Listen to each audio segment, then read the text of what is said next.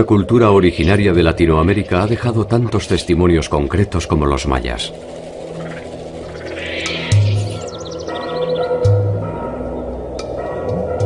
Ninguna ha ofrecido con tanto detalle su propia versión de la historia.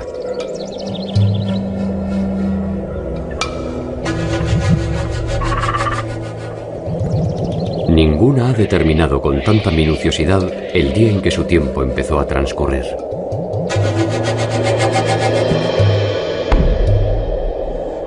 Ninguna ofrece tantos misterios e incertidumbres.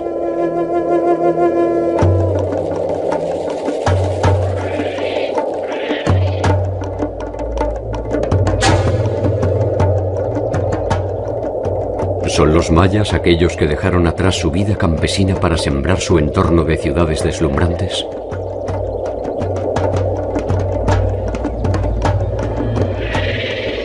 ¿Son los mismos que abandonaron esas ciudades? ¿Son los que se enfrentaron entre sí hasta acabar con sus breves predominios? ¿Son los que resistieron la dominación española? ¿Son los que se refugiaron en la selva para intentar una nueva versión del mundo cuando ya no había más mundo?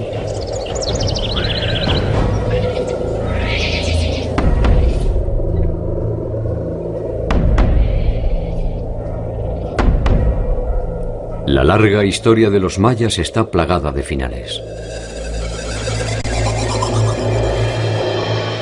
Su particular forma de ver el mundo también. Sin embargo, hasta el día de hoy, la cultura maya está tan viva y dinámica como en sus orígenes.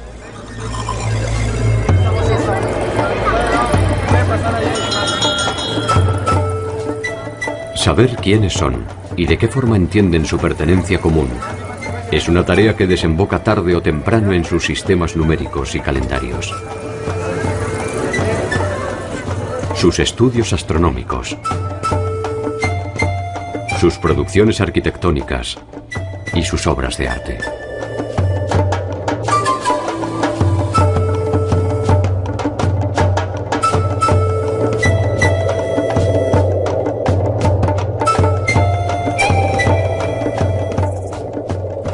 ¿Son los mayas la suma de todos estos pasados?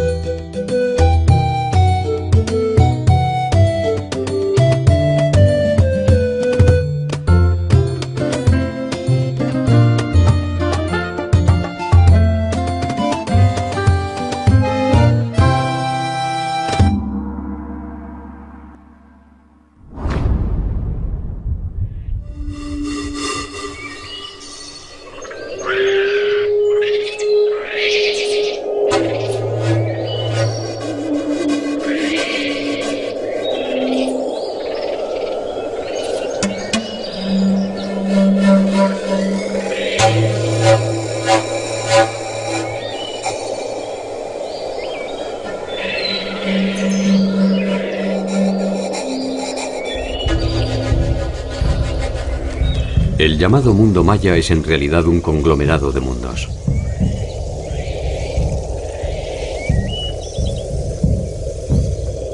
Constituyen en conjunto una unidad tan diversa que difícilmente se pueda estudiarlo sin descansar en sus diferencias.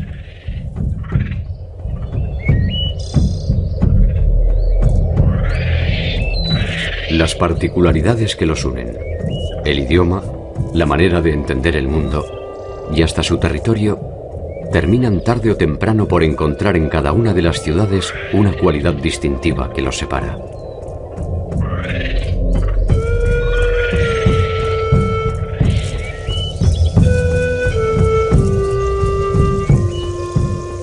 Tal vez lo que los une no sea más que esa voluntad indeclinable de no ser siempre los mismos.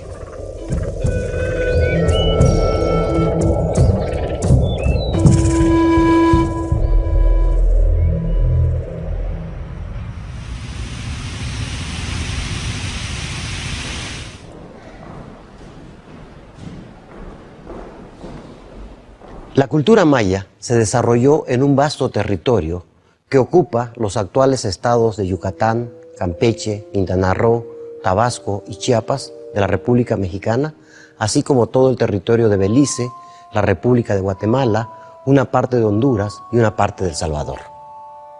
Desde ahí, esta cultura irradió por este vasto territorio, dando desarrollos regionales, locales, que de alguna manera conforman este mosaico cultural del área maya.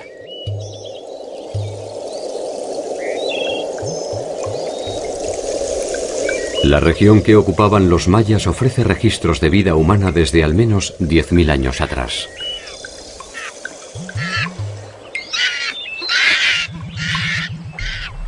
El Petén, Yucatán y el sur de Chiapas ofrecen evidencia de asentamientos humanos que ya cultivaban el maíz desde 5.000 a 6.000 años antes de Cristo.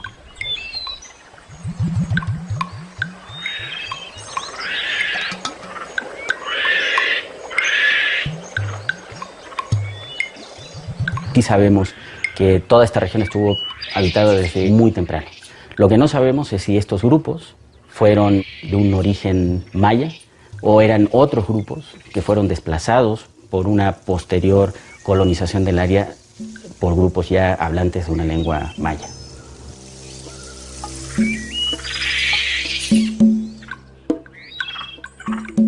Los primeros indicios de una cultura material que pudiéramos establecer o estar más o menos seguros de que pertenecen a la cultura maya son mucho más recientes. Estamos hablando más o menos del 1200 antes de Cristo.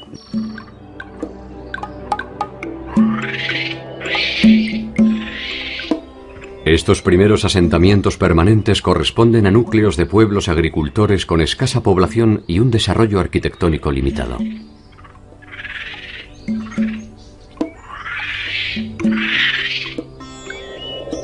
Hacia el año 200, estos inicios modestos habrán de transformarse en grandes centros urbanos con una alta densidad de población.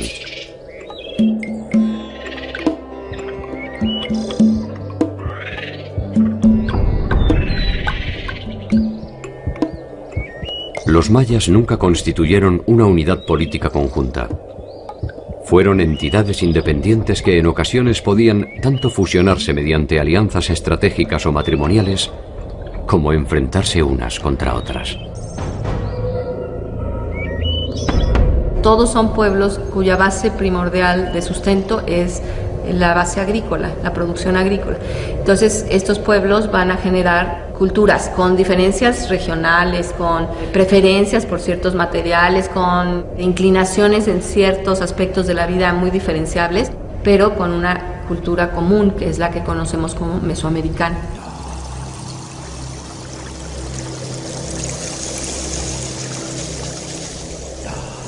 Entre las tantas diversidades que definen la unidad maya, hay un territorio común gobernado por el lenguaje.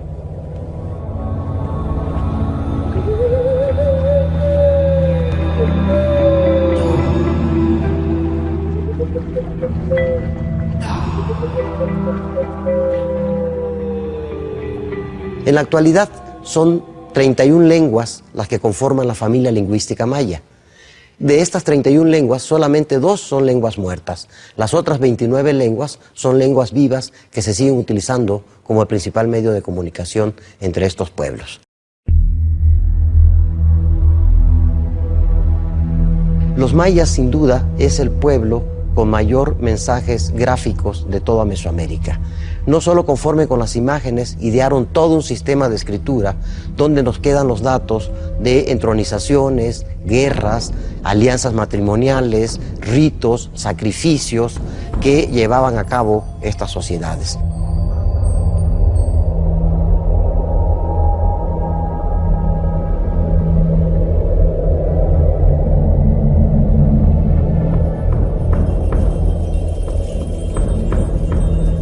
Los glifos son la unidad mínima de escritura maya. Pueden designar nombres, acciones, fechas, ciudades y relaciones de parentesco.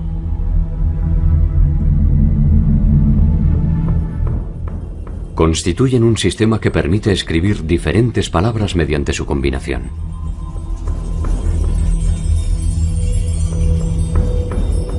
La unidad de escritura maya son una serie de signos que se les llaman glifos. Y se puede hablar de un glifo principal que está rodeado de afijos. Estos pueden ser prefijos, sufijos, superfijos o inclusive infijos dentro.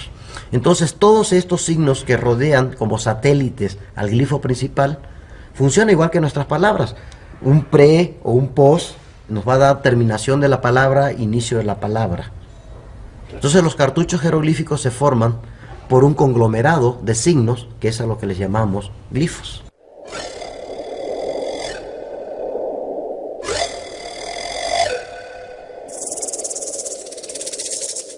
Con este sistema pudieron escribir todo lo que podían hablar, no tuvieron ninguna limitación de expresión.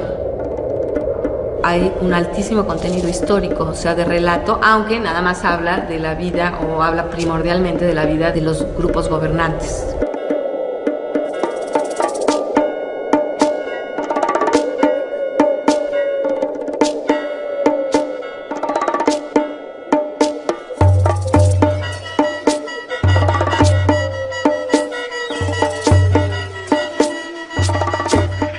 Durante mucho tiempo se pensó que las ciudades mayas eran centros de carácter ceremonial y cívico, habitados por una clase dominante dedicada a la reflexión filosófica, la exploración astronómica, el arte, el conocimiento matemático y la liturgia de sus complejos ritos asociados a los dioses. Sabemos que las ciudades mayas fueron verdaderas ciudades, con toda su complejidad. Ciudades como Tikal alcanzaron una población arriba de 60.000 habitantes, con una superficie relativamente pequeña. Tikal fue una de las ciudades más importantes de la región. Su historia está marcada por constantes enfrentamientos con los reinos vecinos: Calakmul, Caracol y Uaxactún. Esta sociedad maya fue una sociedad clasista, una sociedad con centros de poder gobernados por gobernantes que justificaban el derecho al poder a través de una serie de mitos y a través de una serie de imágenes que ellos explotaron ampliamente.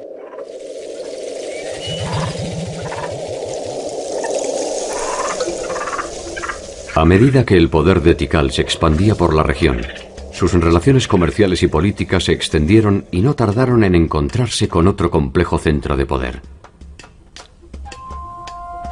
Teotihuacán.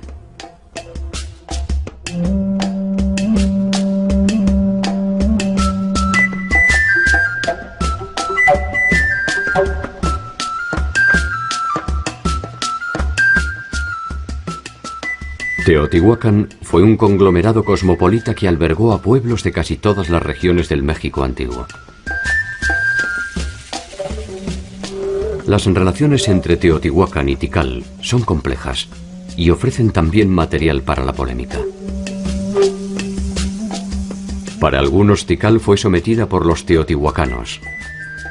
Para otros, la influencia teotihuacana se redujo a una participación en las intrigas de sucesión de Tikal.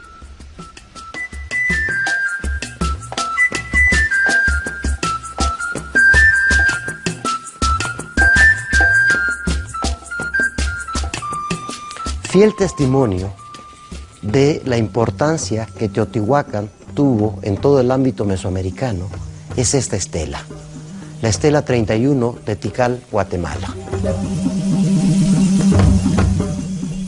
La estela 31 nos permite reconstruir eventos trascendentes que intentan explicar estas relaciones.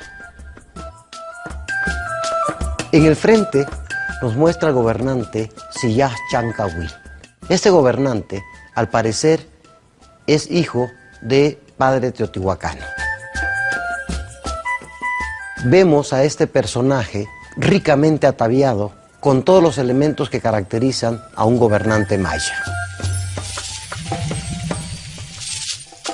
Este monumento nos muestra las injerencias que Teotihuacán tuvo en los gobiernos del área maya.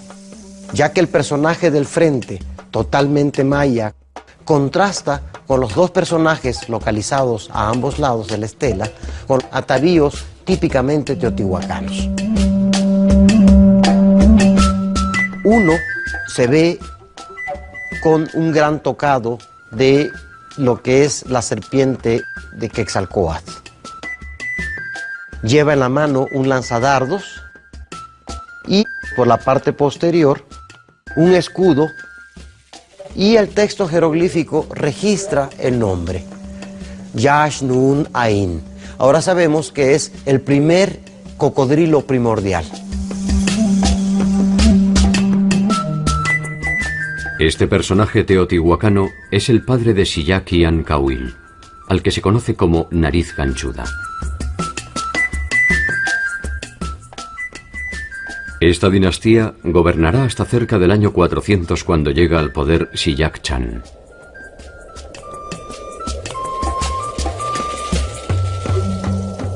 Siyak Chan es un heredero directo de los linajes originarios de Tikal y lleva a la ciudad a un nuevo esplendor apoyado en las antiguas tradiciones.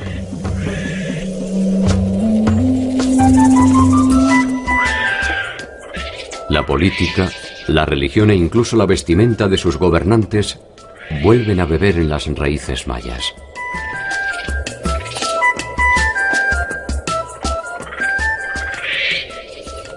También se reinicia con él la larga disputa por la hegemonía territorial que enfrentó a Tikal con Calakmul y Caracol, entre otros. Como ninguno de estos pueblos llegó a tener suficiente poder para conquistar a todos los demás, entre ellos se dio un notable hecho que tendría beneficios enormes para las aportaciones que esta cultura daría al mundo, sobre todo en el aspecto artístico. Es que cada uno de los señores que gobernaban a estos reinos trató de ostentar su poder a través de financiamiento de especialización artesanal en productos de lujo como podrían ser el jade, la concha, el hueso, productos de alfarería de una finura muy especial, a través de los cuales compitieron con sus rivales para demostrar quién había logrado alcanzar los más altos grados de complejidad frente a sus adversarios. Estas producciones serían las únicas supervivientes de la contienda. Hacia el año 800, la mayor parte de la población ha abandonado su área de influencia y el poder de sus gobernantes se ha debilitado.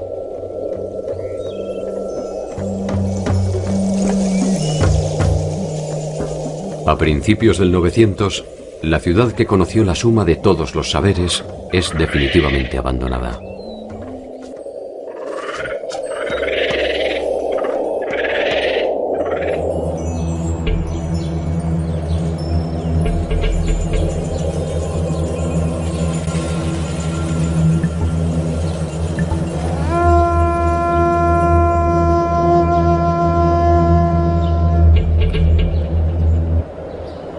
En el área mesoamericana existen más de 800 espacios destinados al juego de pelota y al menos 12 variantes de este juego.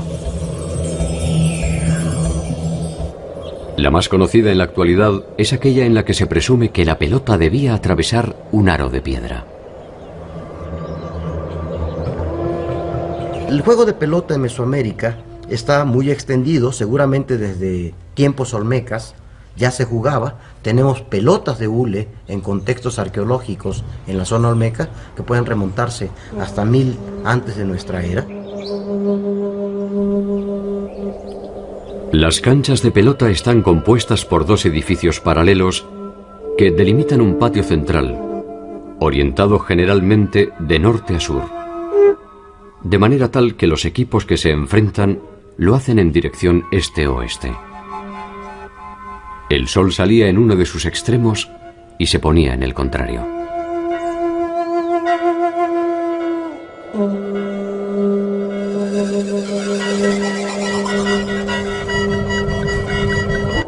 Innumerables son las teorías que se han esbozado en torno al juego de pelota.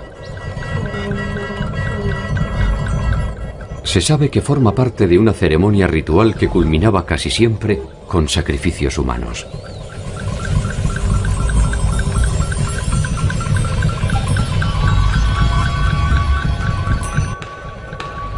Una de las fuentes que nos permitió acceder al conocimiento de este juego se encuentra en uno de los libros emblemáticos de la cultura maya, el Popol Vuh.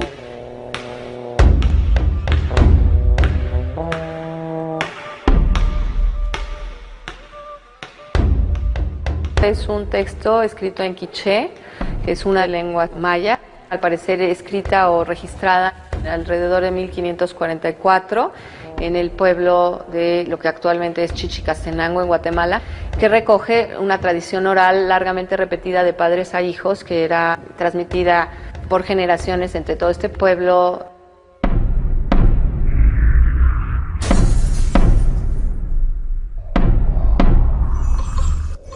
El Popol Vuh está dividido en 3 partes.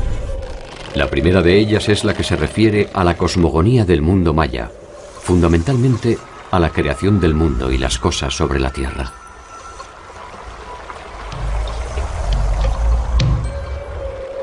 Allí está presente el juego de pelota a través de un enfrentamiento entre 2 héroes míticos, Ixbalanque y Unampu, que se enfrentan en un partido con los señores del Xibalbá. Xibalbá es el nombre con que se identifica el inframundo, el reino de los muertos en las profundidades de la tierra.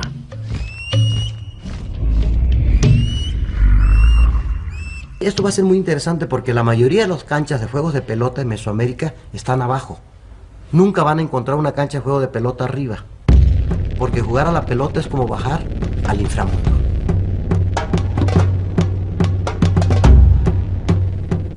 El partido se define con la victoria de Unampu e Ixbalanque, que son sometidos a una serie de pruebas en las cuales logran sobrevivir recurriendo al ingenio y a la magia, venciendo incluso a la misma muerte.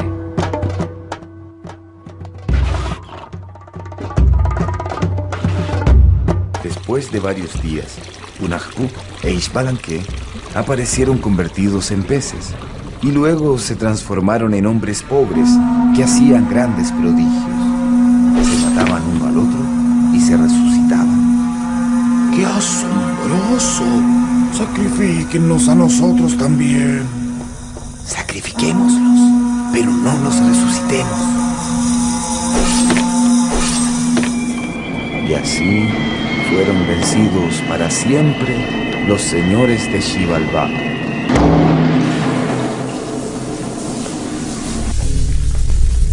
¿Quiénes son estos 2 héroes que han regresado para contarnos cómo es el inframundo? El sol y la luna. Todos los días bajan al inframundo, enfrentan una serie de pruebas y el día que pierdan las pruebas allá abajo, no habrá amaneceres solares ni amaneceres lunares.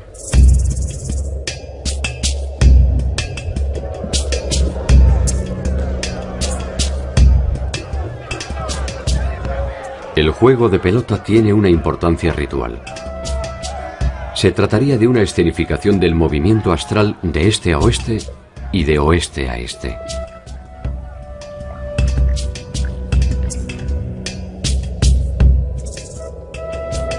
Numerosas imágenes lo asocian al rito de decapitación. Y la gesta de Ixbalanque y Unampu ha llevado a pensar que la victoria era coronada con la muerte.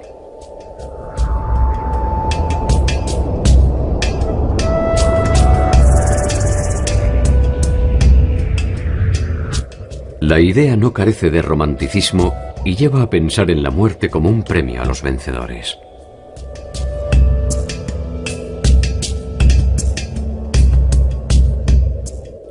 El dilema en torno a quiénes eran los sacrificados resulta trascendente porque compromete una visión a propósito de la delgada línea que separa la vida y la muerte en la concepción maya.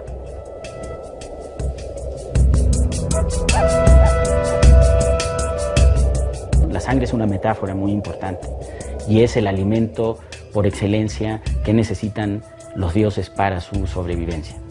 En el caso mesoamericano es interesante este aspecto de que los dioses necesitaban a los humanos tanto como los humanos a los dioses. Los dioses necesitan a los humanos para obtener la sangre, el alimento que le otorgan los humanos.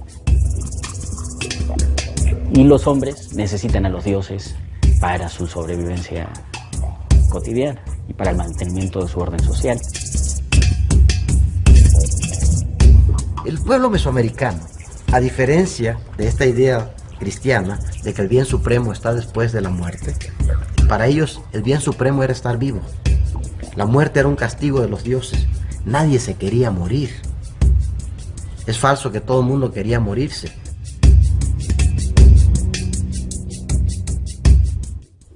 La muerte pública es una manera de establecer jerarquías. El que mata y el que muere.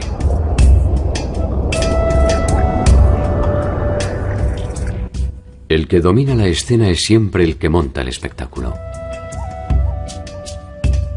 Una de las actividades más comunes de los gobernantes son estas batallas para capturar guerreros importantes de otros señoríos, unidades políticas, para ser sacrificados en sus ciudades. Esto era un elemento importante también dentro del mantenimiento de este orden social tan particular de los mayas del Clásico.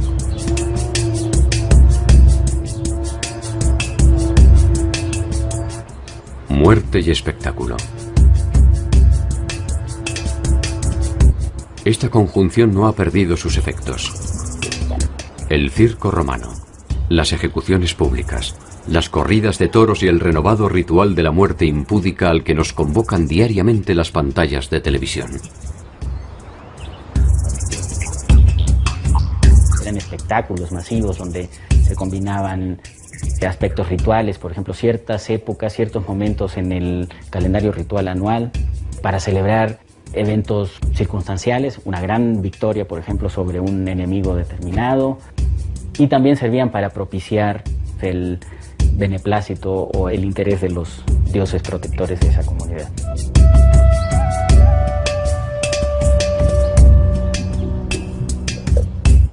Todos los eventos de la vida maya estaban organizados en torno a un sistema social, político, económico y religioso que obedecía a un orden preciso y recurrente.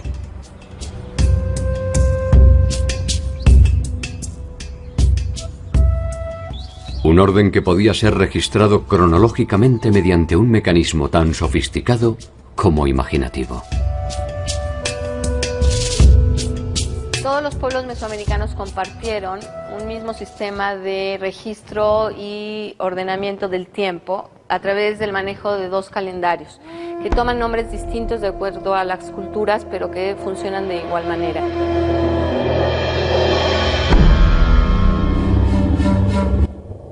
Uno de ellos ha sido identificado como ritual o lunar, aunque sus funciones eran básicamente adivinatorias.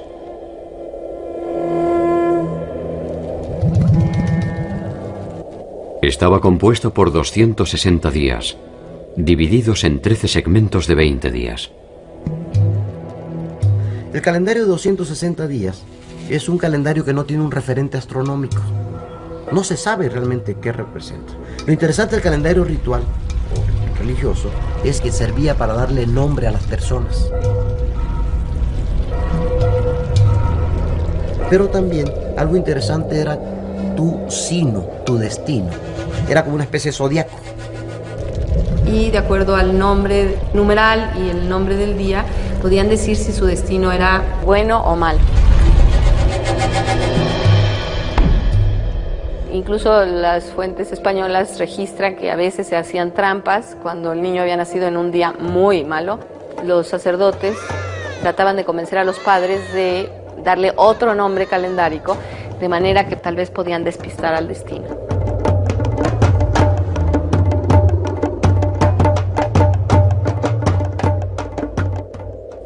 De alguna manera, para la visión maya, el futuro es algo que ya ha sucedido, lo que permite la posibilidad de predecirlo.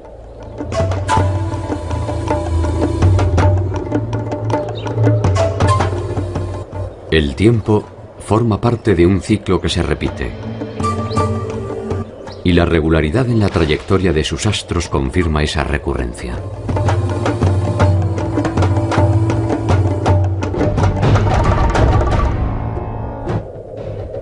Mirar al cielo es una ciencia que permite ver el futuro y controlar su armonía.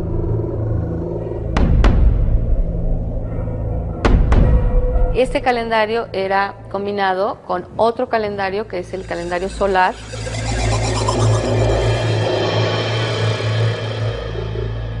es de 365 días y está integrado por 18 meses de 20 días cada uno, lo cual nos da un total de 360, y 5 días aciagos, o los 5 días en que no se sabe qué va a pasar. Nada más es para cumplir el ciclo solar y que el Sol vuelva a salir en la misma posición al inicio del siguiente ciclo.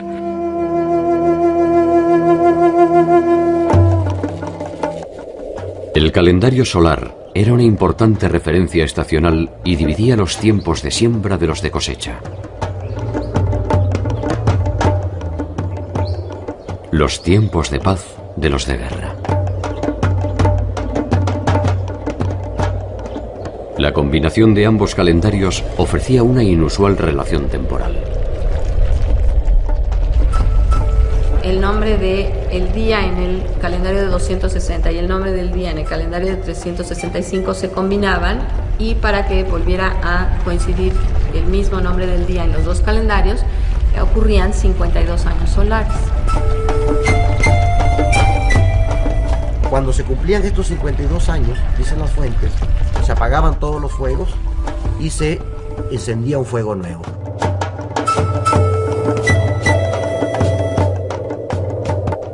Este tiempo histórico se medía mediante el establecimiento de una fecha era.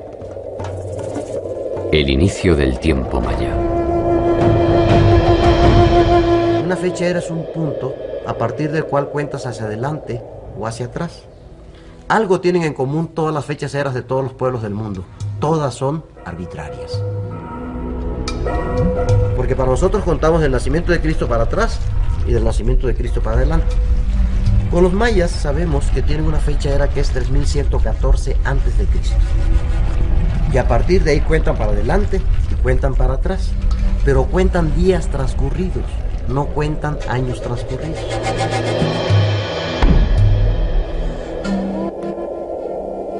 Esta posibilidad de otorgar al tiempo un carácter lineal se basa en un concepto matemático desconocido por la mayor parte del mundo cuando ya era utilizado por los mayas. La noción del cero.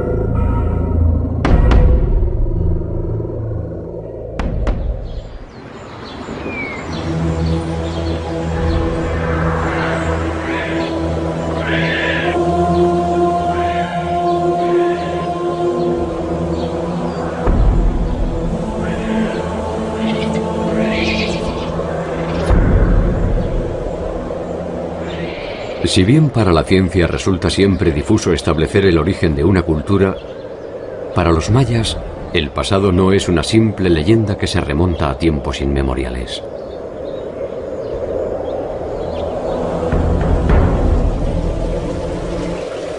Su historia tiene un inicio mediante una fecha cierta, que fue rigurosamente documentada gracias a uno de los sistemas numéricos más complejos de la historia de la humanidad.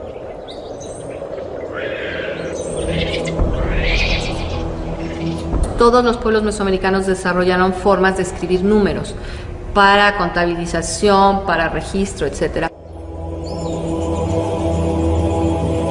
Solo los mayas llegaron a un aporte que es notable a nivel mundial, que es la invención, no deberíamos decir del cero, porque el cero es la forma que toma en el invento hindú, que pasa a los árabes y llega a nosotros, sino de lo que le llaman el completamiento.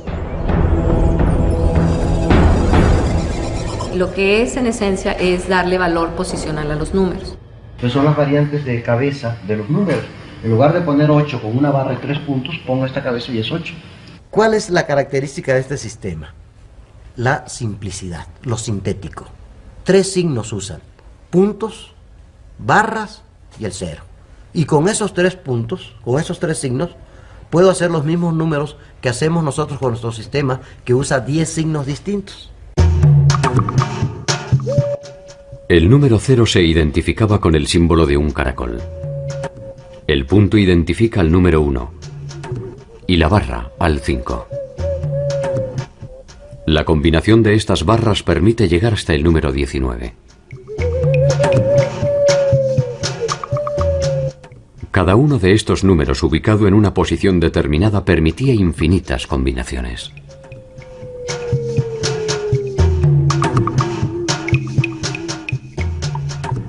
Estas construcciones científicas demuestran la sofisticación de la sociedad maya.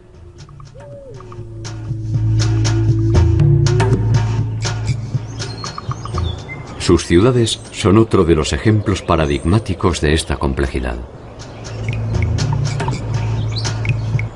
Palenque es una de ellas. Dentro de la pléyade de sitios que existen en el área maya, Palenque juega sin duda un papel importante, porque esta ciudad, que no tuvo una duración de más de 200 años, se consolidó gracias al reinado del gobernante llamado Kinich Ahau Pakal.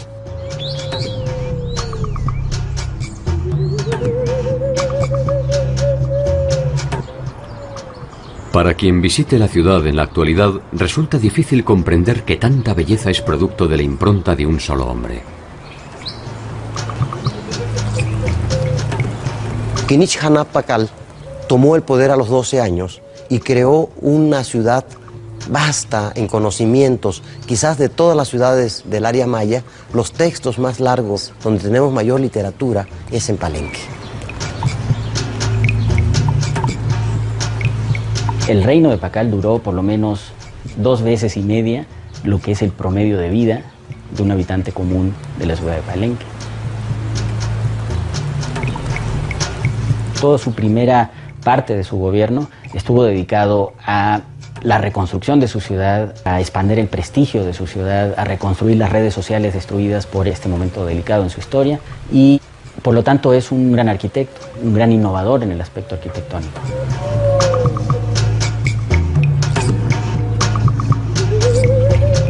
La selección de ese lugar implicó el desarrollo de obras de ingeniería muy complejas. Por ejemplo, la creación de terrazas para ganarle espacios al cerro, para tener mayor áreas planas para construir edificios. La canalización de ríos, hay una cantidad enorme de acueductos. Implicó el desarrollo de una tecnología de distribución de aguas por todos los barrios que componían a la ciudad, y todo esto le confiere a la ciudad de Palenque estas cualidades muy especiales.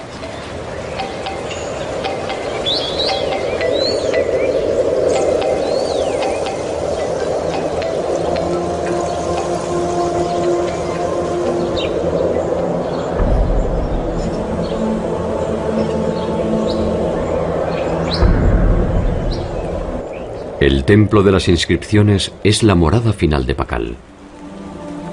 Él mismo construyó ese templo para el tiempo posterior a su vida terrena.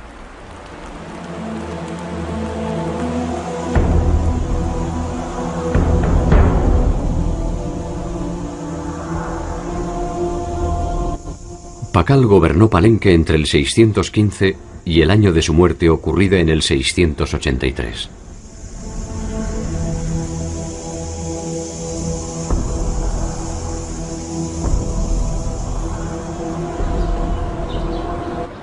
Aún después de su muerte, el templo siguió cumpliendo sus funciones y los gobernantes lo utilizaban para tomar contacto con el líder que recuperó el culto a los antepasados y profundizó la liturgia de los ritos funerarios.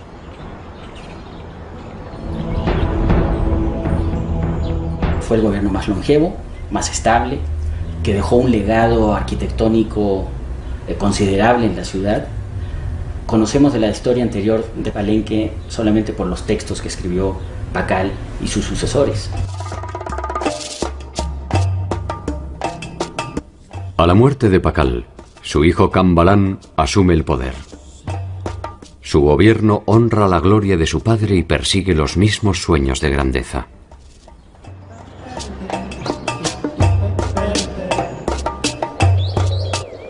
Intensifica las construcciones. Multiplica la escritura de textos históricos y míticos, consolida su hegemonía territorial y reafirma las bases dinásticas que regirán Palenque hasta más allá del 800, cuando la ciudad es abandonada. Entre el 850 y el 950 desaparecen los sitios más reconocidos del periodo clásico para las tierras bajas: Tikal, Yaxchilán, Palenque, Cumaná.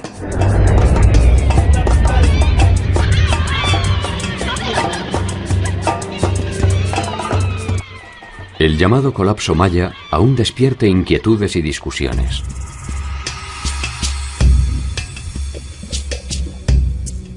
Razones ambientales, enfrentamientos, guerras intestinas, quiebras institucionales, crisis de legitimidad.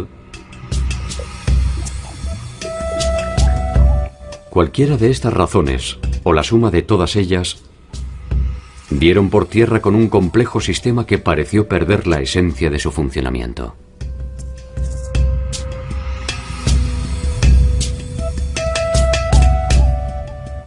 Los mayas no dejaron solo su territorio. Abandonaron una concepción política, y los gobernantes dinásticos prácticamente desaparecieron, dando lugar a jefes regionales sostenidos por las alianzas políticas o juegos de poder.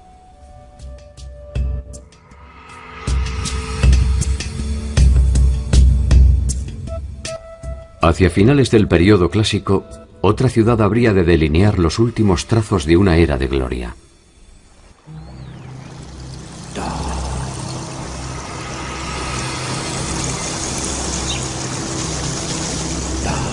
Chichén Itzá, la capital del norte de la península de Yucatán, ejerció un poder muy fuerte porque logró concentrar inclusive productos que venían desde Colombia, desde Costa Rica y desde Panamá.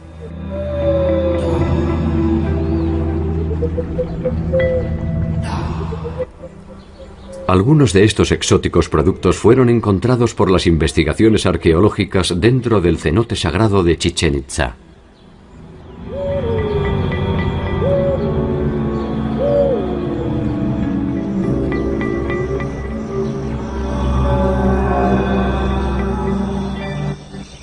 Como toda sociedad sustentada por la actividad agrícola, la importancia del agua resultó trascendental para los mayas.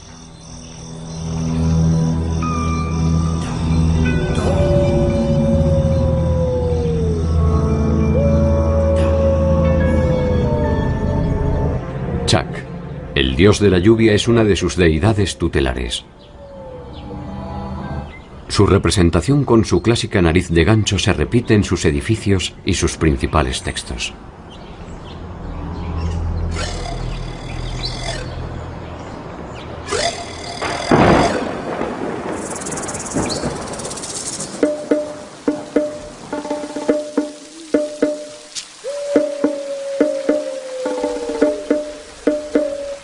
Los llamados cenotes eran reservorios de agua de lluvia que se utilizaban con fines prácticos de subsistencia.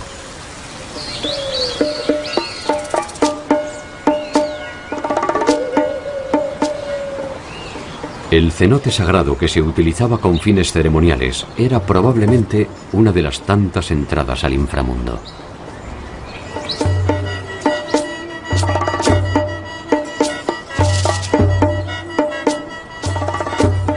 En su interior se han encontrado gran variedad de objetos y ofrendas, incluso restos humanos que permiten presumir que se utilizaban para realizar sacrificios, como lo refieren algunos cronistas de Indias.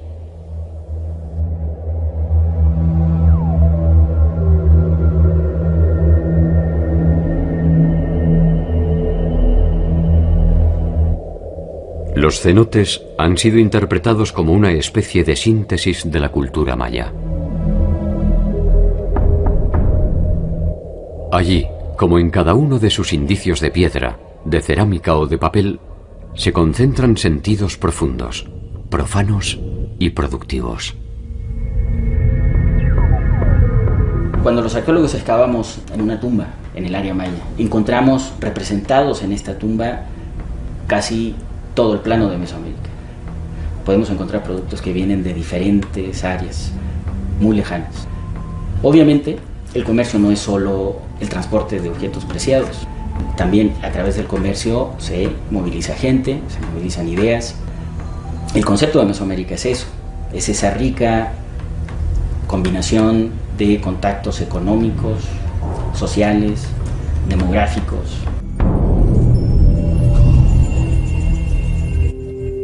Hacia finales del primer milenio, Chichén Itzá, la capital de los Itzáes, es la ciudad más importante del norte de Yucatán.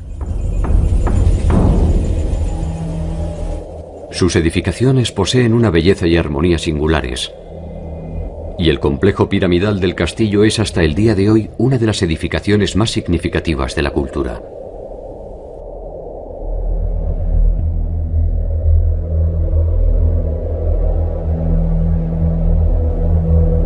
Allí, en todos los equinoccios de invierno y de verano, se dibuja la sombra de la serpiente emplumada sobre las escalinatas de la pirámide, hasta desembocar en la cabeza de Kukulcán.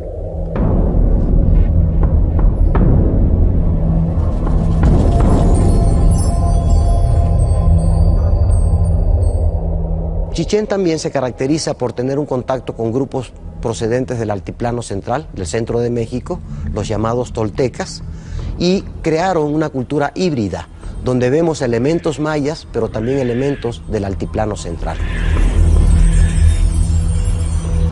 Aparentemente, de esta interacción entre itzáes y toltecas es de donde los primeros adoptan el culto a Quetzalcóatl, al que llaman Kukulcán.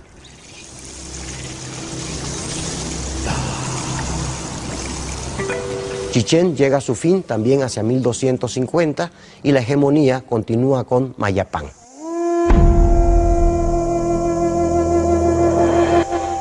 Uxmal, Mayapán y Chichén Itzá se agrupan en una alianza conocida como la Liga de Mayapán, que extenderá su predominio hasta el siglo XIII.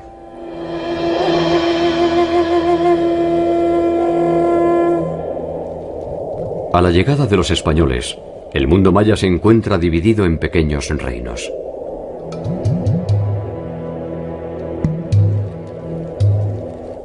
La Liga de Mayapán se ha disgregado y caciqueles y quichés disputan los retazos del tiempo pasado. Pese a la férrea resistencia, los quichés son derrotados, y más tarde corren la misma suerte los caciqueles.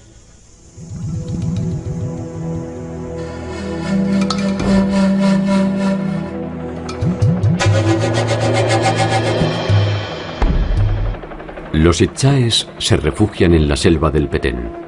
Desde allí iniciarán una nueva era. La huida se transforma en una estrategia contra la dominación colonial. Los itzáes se hacen invisibles. Van y vienen desde los pueblos conquistados hacia su nueva capital, Tayasal.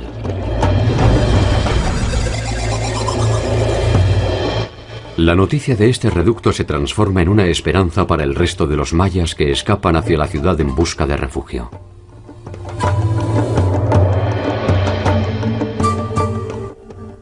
Los itzáes los reciben a cambio de su subordinación. El sueño tendrá un final cuando los españoles deciden la toma de Tayasal hacia 1697.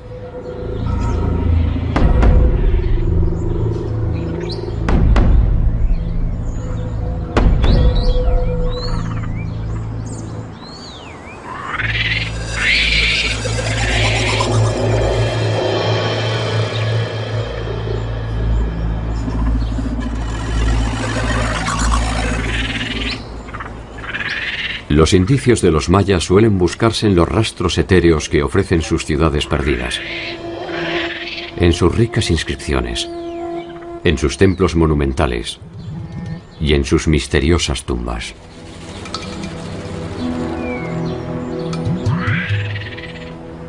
Sin embargo, la búsqueda resulta siempre infructuosa.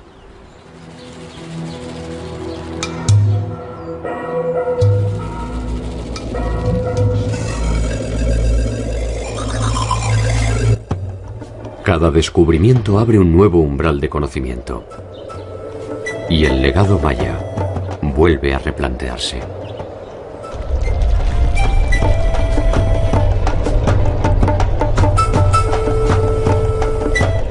Quizás el error es intentar ir hacia el pasado para entender su verdadera naturaleza.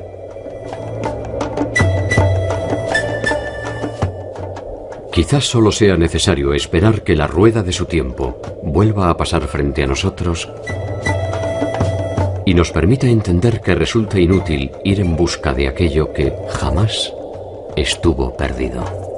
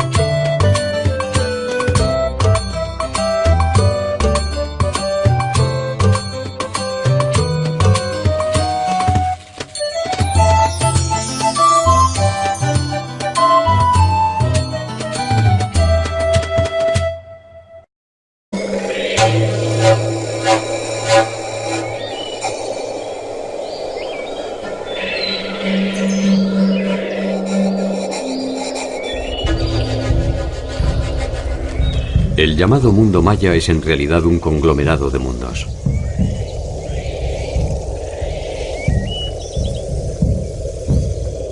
Constituyen en conjunto una unidad tan diversa que difícilmente se pueda estudiarlos sin descansar en sus diferencias.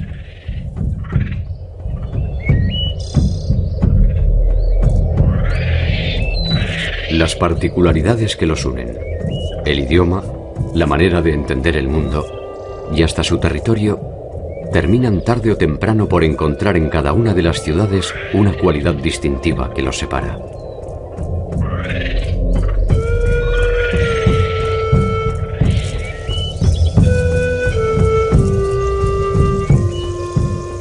Tal vez lo que los une no sea más que esa voluntad indeclinable de no ser siempre los mismos.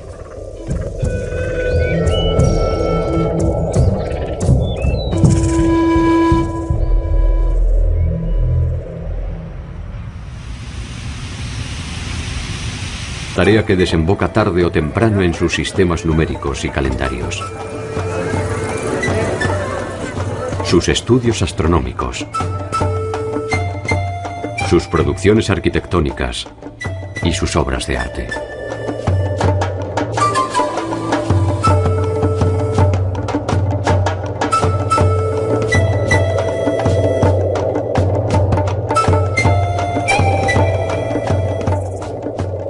¿Son los mayas la suma de todos estos pasados?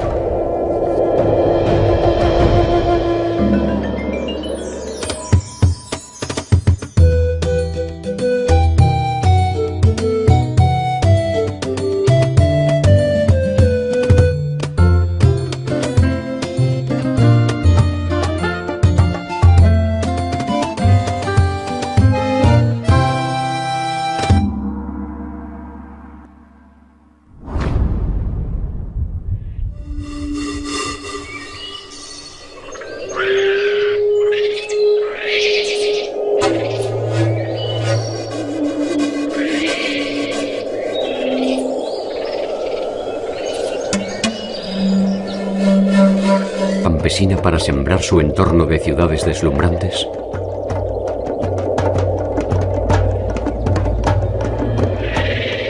¿Son los mismos que abandonaron esas ciudades? ¿Son los que se enfrentaron entre sí hasta acabar con sus breves predominios? ¿Son los que resistieron la dominación española?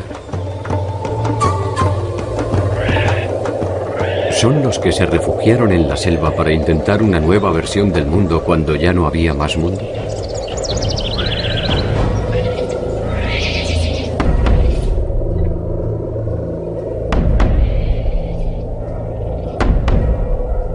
La larga historia de los mayas está plagada de finales. Su particular forma de ver el mundo también. Sin embargo, hasta el día de hoy, la cultura maya está tan viva y dinámica como en sus orígenes.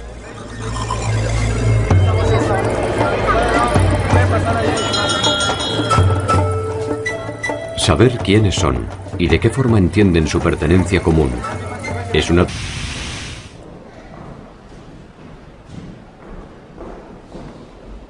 La cultura maya se desarrolló en un vasto territorio que ocupa los actuales estados de Yucatán, Campeche, Quintana Roo, Tabasco y Chiapas de la República Mexicana, así como todo el territorio de Belice, la República de Guatemala, una parte de Honduras y una parte de El Salvador. Desde ahí, esta cultura irradió por este vasto territorio, dando desarrollos regionales, locales, que de alguna manera conforman este mosaico cultural del área maya.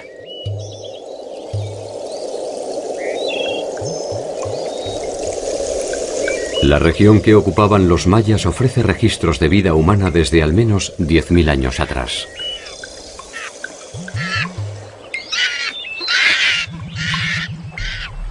El Petén, Yucatán y el sur de Chiapas ofrecen evidencia de asentamientos humanos que ya cultivaban el maíz desde 5.000 a 6.000 años antes de Cristo.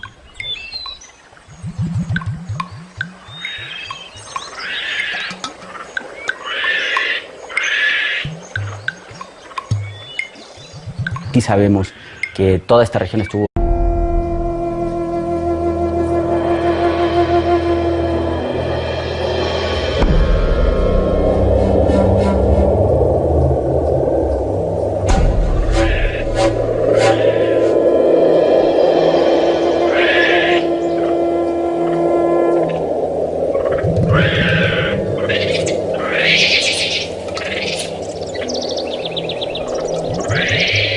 Ninguna cultura originaria de Latinoamérica ha dejado tantos testimonios concretos como los mayas.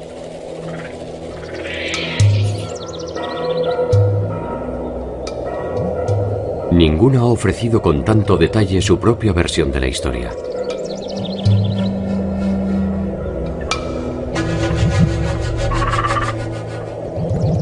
Ninguna ha determinado con tanta minuciosidad el día en que su tiempo empezó a transcurrir.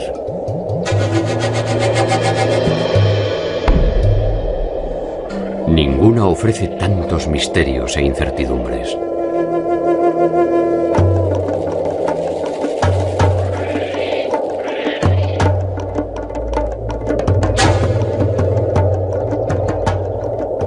¿Son los mayas aquellos que dejaron atrás su vida